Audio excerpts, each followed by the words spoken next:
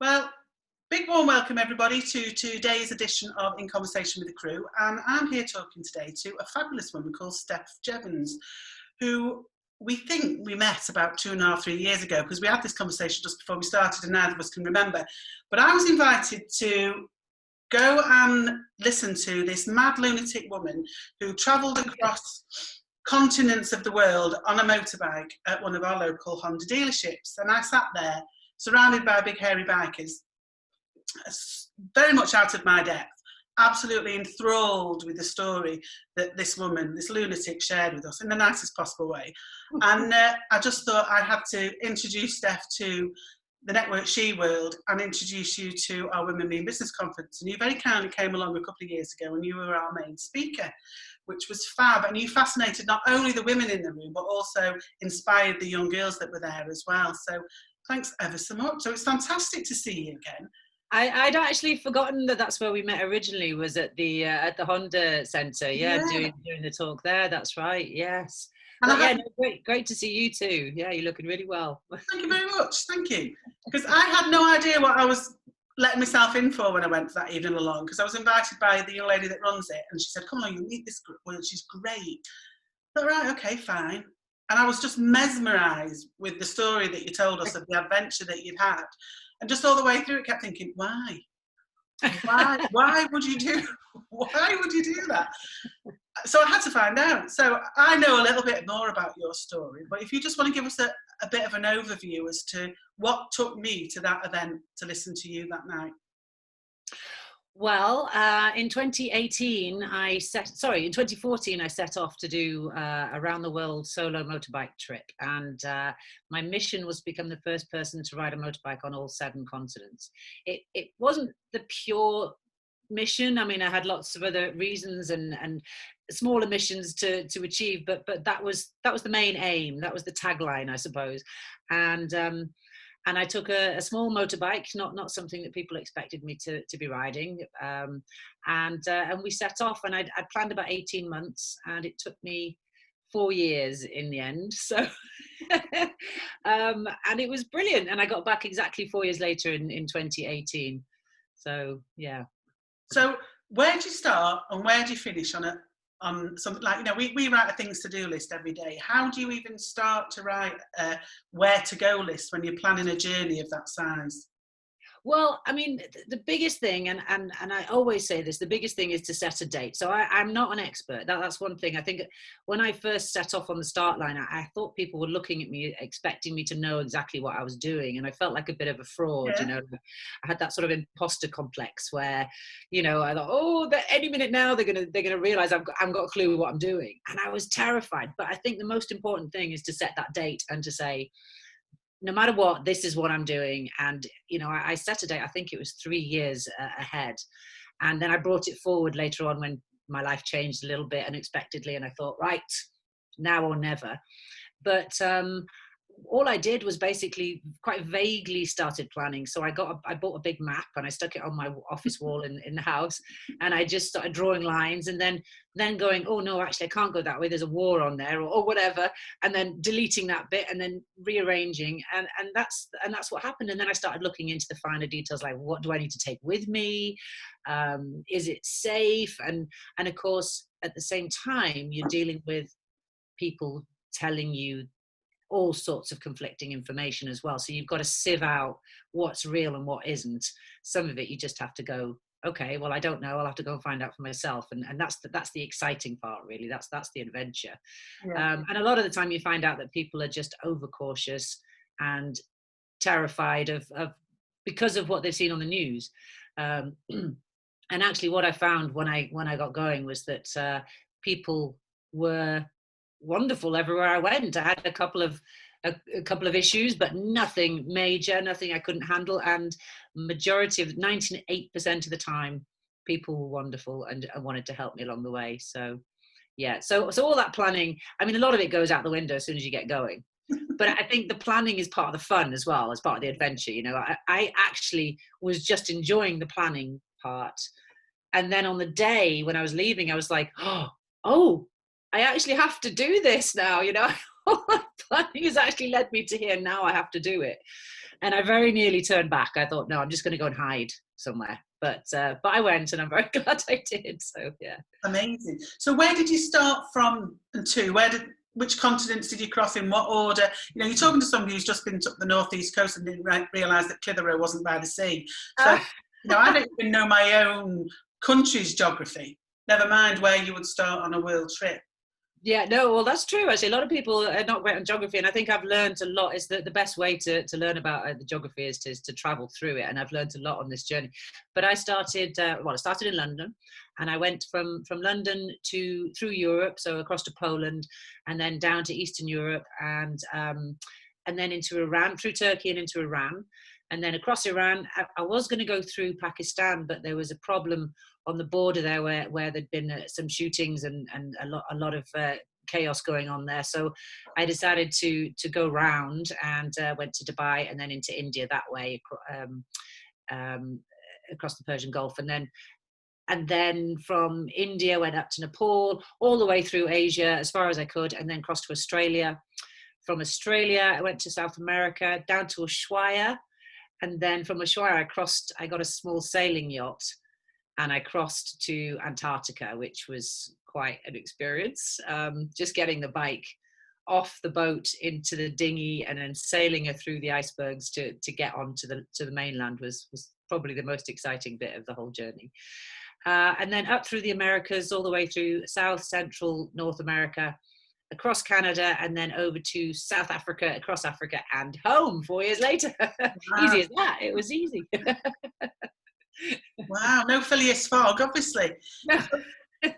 What stopped you from doing it in 18 months? How did it come a 4-year epic? Well, do you know, I was hoping it would take me longer, because that was a success for me if it took me longer. The only reason I said 18 months was because I only had enough money for a tiny, tiny budget, which I just pulled out of the air anyway, for 16 months. So I'd set sort of £10 a day for accommodation, £5 a day for for food, so much for fuel. And I thought, well, maybe I can make it last 16 months, but I'll say 18 months to be optimistic. And that would have been a rush, really. I suppose it would have been just keeping going non-stop. But I learned to make money along the way. I also got a little bit of support from sponsors once I got going, and they started seeing that I really was doing it.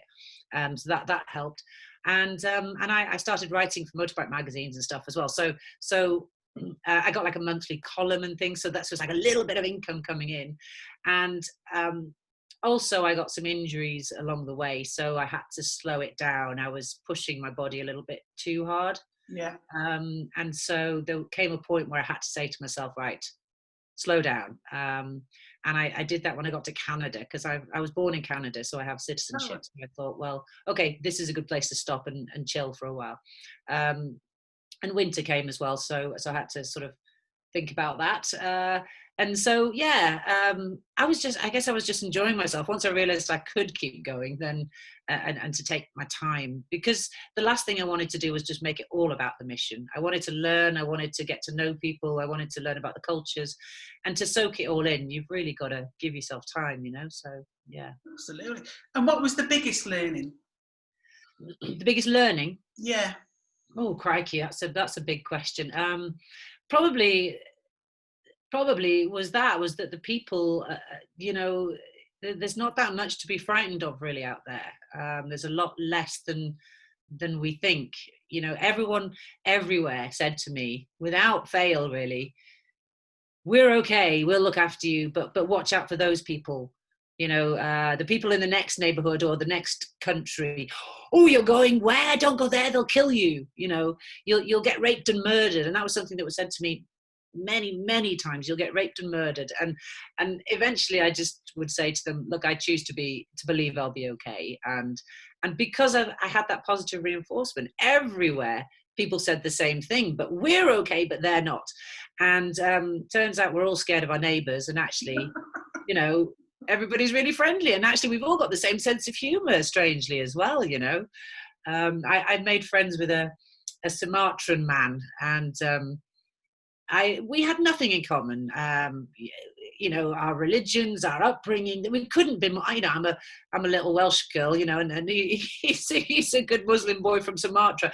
And we had nothing in common apart from motorbikes. And we met up and we got on like we'd known each other since childhood. It was bizarre, the sense of humor, the fact that we could take the mick out of each other, and not get offended. It was just wonderful. And that really was a point for me where I thought, we really are so similar as human beings. And it made me realize that it gave me more empathy, I think, for people around the world. That, when you see stuff on the news, it's very easy to be desensitized by it and think, well, that doesn't relate to me. And, these are different people, different breeds, whatever. I don't know what we think. We just desensitize ourselves probably to protect ourselves mentally as well. But when you meet these people and you realize how similar we are, it's very hard to not empathize, So yeah. Wow. And was there any time you thought, I can't do this? Yeah, many times actually. I never thought, I'm going home, that's it, I'm done. But there was a few times when my body started hurting, and also after Antarctica, funnily enough, I had like it was almost like the crashing down after the high. So I was so happy when I made it to Antarctica. It was like a dream that I'd had for so long. I started dreaming about this trip 25 years before I set off. I'd set myself a mission and a goal 25 years previously and during hard times. And to make it to Antarctica was like the cherry on the cake. And I sat there and I felt like, wow, I'm really in the moment. I'm in the now. Everything else it doesn't matter. This is the ultimate high for me. And I thought I could never be happier than this moment right now. And then afterwards, I got back to the mainland in South America and thought, well, I'll never be happier than then. So what now? And almost like I think it's like a post-event blues. Yeah.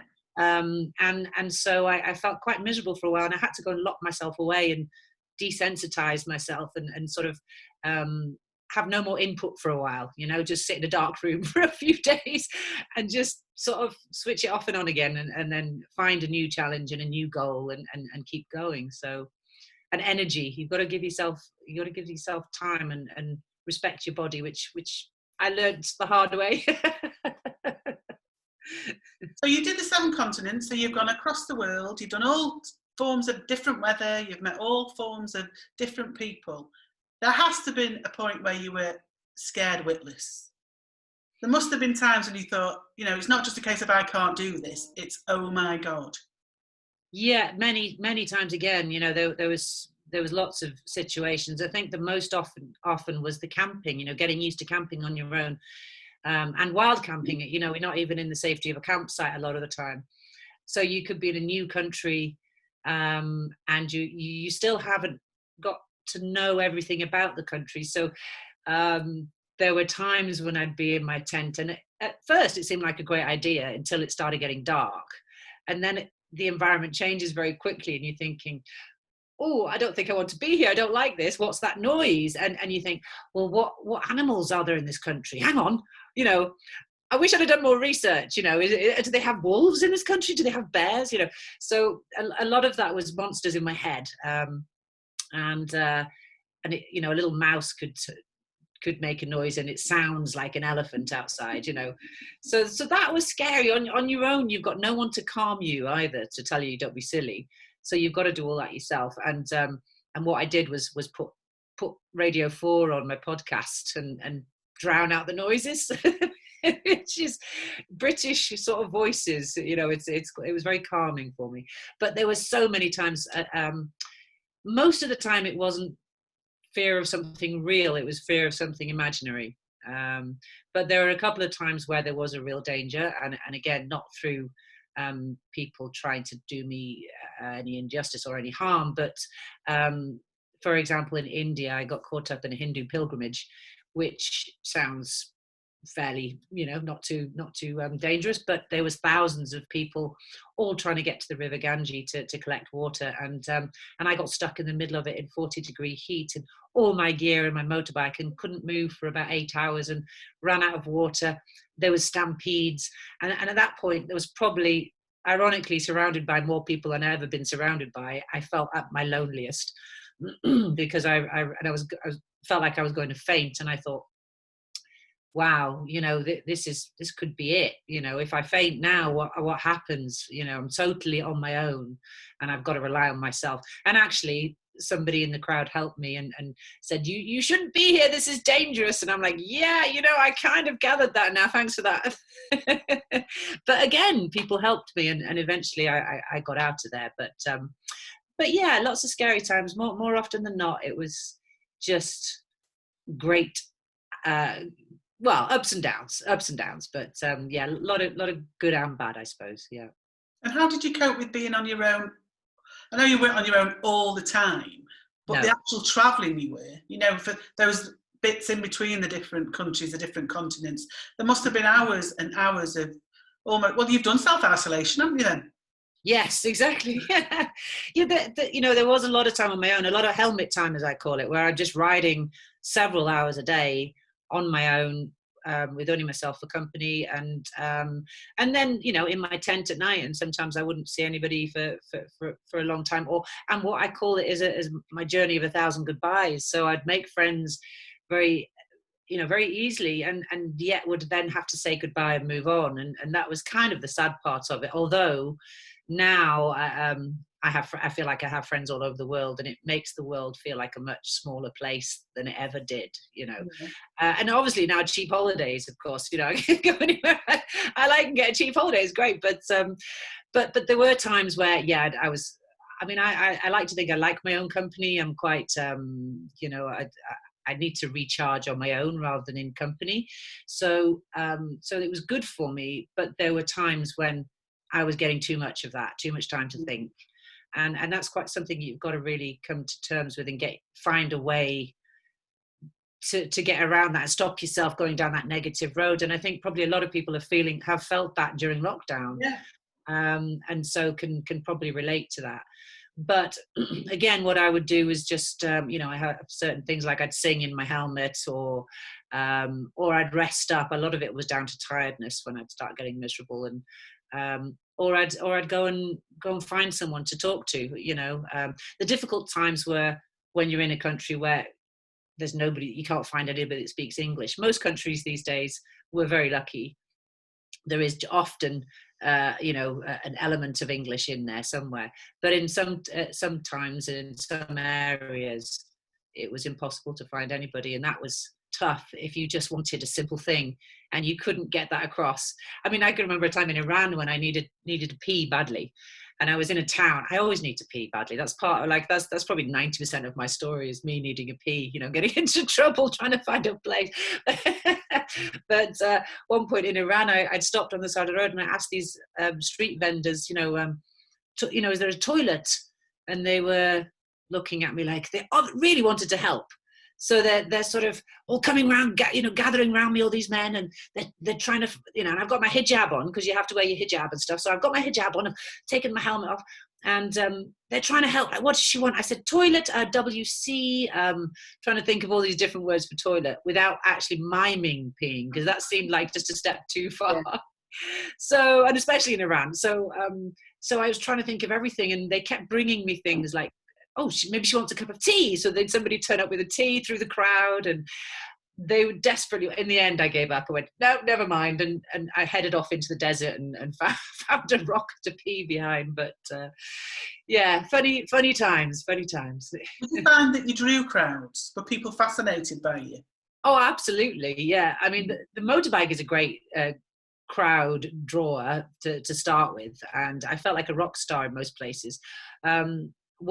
Being a woman on a motorbike, a white woman on a motorbike, is even more of a of a draw, and people can't help it. And they just want to. I mean, they don't see you as a victim. They don't go, oh, vulnerable girl here. They see a strong woman, and they see a motorbike, and I'm not sure which was the bigger draw. But the two together, definite crowd pleaser. And places like India, definitely, but everywhere I went, it was there was a lot of interest, and it meant, I think, rather than, because people would always say to me, before I left, and on the way, you're so vulnerable, and especially as a woman. And actually what I found was that it was sometimes maybe a help to be a woman, because I wasn't seen as a threat. And I think male or female, it's more about your attitude to the crowds or to the interest or whatever. If you are suspicious in the first place, and then you start letting off signals, and you kind of close up a little bit, and you might start letting off the wrong signals, almost accusatory signals, if that makes sense. And I think if you don't do that, and you just allow yourself to be vulnerable, then people want to take you in and feed you, and give you a place to stay for the night, and they want to hear your stories as well. They want to learn about maybe a part of the world that they'll never get to, like the UK, or like the country you've just been to. So it's definitely a two-way thing. That's one thing I really loved. I've learned to be more open through those experiences. And you're sharing those experiences now because you've put this all in a book, haven't you? I have, yes. So yeah. When did that process start? That actually started, well, I guess it started while I was still on the road, just as I was getting close to home. And then I found that too difficult to focus on two things at once. So so I then started properly when I got home. I went off to Bulgaria for the winter to do some house sitting for someone, and started the first draft. And then I've learned so much now. This was my next adventure, really, writing the book, because don't class myself as a writer. And so it was, okay, well, how does this all work? And that's been exciting in itself. I learned that there's not just one draft, there's 2 drafts, 3 drafts, 4 drafts, and then you have to whittle away at it, and then you have to, and then you've got this massive story, and you've got to get it down to book size, which was challenging. They call it killing your darlings or killing your babies, and going, nope, got to take that out, so it's been an amazing journey, really, in itself, just writing the book, and I've loved it. How did it make? I was going to say, was it quite cathartic at times? It was very cathartic. I've written about not just the journey, but the reasons for my drive behind that, and there's quite a lot to that as well. And so it starts sort of 25 years previously, goes briefly into that, and then it moves. Then we skip forward to the journey itself. Yeah. I think that's important for people to understand my thought process in a lot of cases. So yes, it was stuff that I was tackling and writing about that I'd never even talked about for 25 years. So very cathartic, helped me make sense of things, really. Although I hope it doesn't go too sort of navel gazing. I think once we get on the road, it's more about the people that I meet and the experiences, and hopefully it'll make people laugh and cry along the way, and really feel like they're on the journey with me. That's what I've really been hoping for, aiming for. And what's the book called? Home by 7. Right, and is that relating to the 7 continents, or? That's relating to the 7 continents. Yeah. You didn't just leave the house and say to your mum, "I'll be home at 7." Yeah, well, it's kind of like that double meaning, I suppose. And I thought, well, it's a great throwaway comment, which I thought, yeah, that's cool, simple, because that's one of the difficult things, is choosing not just writing the book, but then you've got to choose a cover, you've got to choose a title, and you end up with this really long list, and the things that come out, and does that work? And then you like it, and then the next day you hate it, and don't cross that one off, try again. Home by 7 was kind of simple but effective, I suppose. Yeah, so, fabulous. Now we're going to be featuring the book on our Network She Book Club, so people can dip in and find it. And we'll also show, there's a little video that I've seen back in the day that sort of encompasses some of the highlights of the trip, just so people get a flavour of what they're going to be able to read about. And you're also going to be coming back to speak for us on the 29th of January at Shine, which is our conference, which, fingers crossed, we'll be able to bring live to the real world in the new year, which I'm really excited about. Which sorry, I was just going to say I'm really excited about that too, because the talk that I did for you guys at the Shiva Network, whenever it was, 2 years ago now, was a big step for me in my journey, because it was the first time I'd really opened up about some of the things in my story, and it was such a terrifying thing, and the welcome and the reception I got and everything was just absolutely amazing. So I'm really looking forward to coming back again.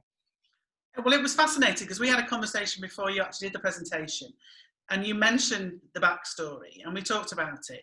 And you need to include that, as you have done, I'm assuming, in the book. Yeah, absolutely. Yeah.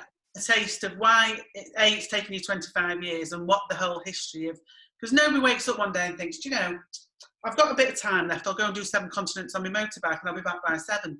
You know? And nobody in their right mind would think, you know, where would you start?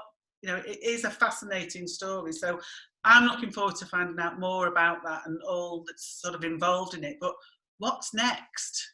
How do you top that? Not house sitting in Bulgaria, surely.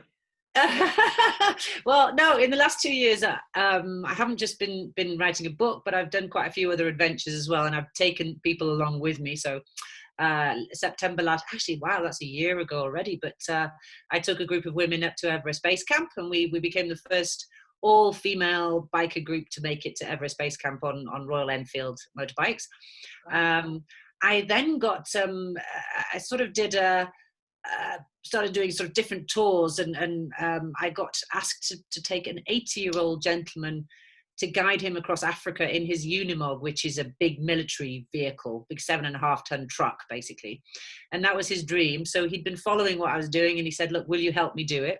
So I did, and that was challenging in so many ways, but but you've got to love this guy's energy, and to want to do something like that at the age of 80. He turned 81 while we were there, and you know, I learned a lot from him. He didn't complain once. I was complaining more than him, you know, like, oh, my back hurts. He's like, oh, are you okay? And I thought, this is wrong, you know. But it was brilliant and a great experience. And I've decided maybe I'm going to start Octogenarian Adventures as my next company. There's a lot of them out there with still got a lot of energy, and they're still chasing their dreams at that age. That's amazing. I mean, how cool is that? It gives us all hope, I think, that we can still keep going and chase. Never too late to chase your dreams. But so moving forward, in all seriousness, I did have more tours planned. Of course, they got cancelled because of COVID. I still have one in February that's not cancelled yet, so we'll see. Which is a car rally in India. Yeah, just more of the same, really. I haven't got any big long-term adventure planned. As far as, you know, just me going off and doing something, but there's always stuff in my head ticking away. So I was going to say, yeah, what would be the big dream? Like, say, it's never too late to chase your dreams or follow your dreams. What is the one big thing that Steph wants to do? Oh, well, you know, actually there isn't one big thing anymore. There's lots of little things. I think the one big thing has been done, you know, around the world, you know, 7 continents. It's hard to top that. And what I've learned is that, okay, well, that was wonderful, that was brilliant, and now I want to do lots of smaller things, like helping other people. You know, that is the cool thing. I get a real buzz from helping other people achieve their dreams, and because if I can do it, anybody can do it. And if I can just convince somebody of that, then, and that's sometimes the hardest bit, is just convincing people that they are capable, and that I'm not some superhuman woman who's you know, different to anybody else. Yeah. I just you know, went for it and set that date, and that's the thing. And so I'd really just love to do more of that, really. Fab, because you did try your best to talk me into doing the Everest Base Camp mission with you. I did. But thankfully I managed to talk myself out of it. No, if there's camping involved, I'm not going. It did end up quite a challenge, that one, so Thank God for that. But there you go. It sounds like there's so much in the future, and there's so much to look forward to. And like you say, a lot of it you can create as you go, and then the people that you meet that want help and support with their dreams, that's fabulous. And if that's what, you know, floats your boat, that's amazing. I'm so excited that you're going to be back with us in January, and I'm really looking forward to reading the book. And there's so much to look forward to. But thank you so much for spending some time with us today. It's been great to see you again. And you too. Thanks for having me. Cheers. Take care.